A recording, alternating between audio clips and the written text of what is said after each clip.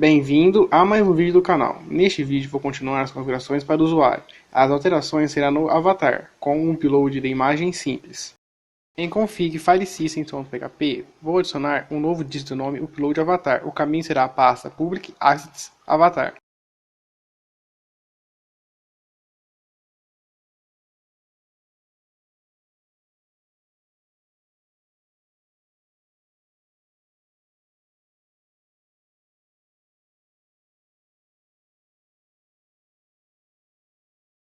Em resources, views, usuários e user config.bg.php, vou fazer algumas alterações.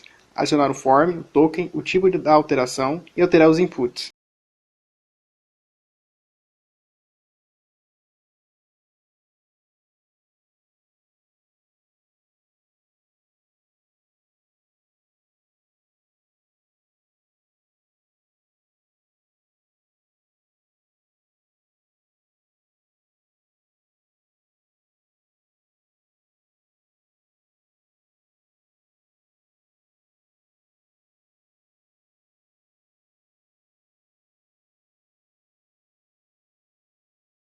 Em app http controllers usuários usercontroller.php, no case tipo avatar, será feito o upload do avatar.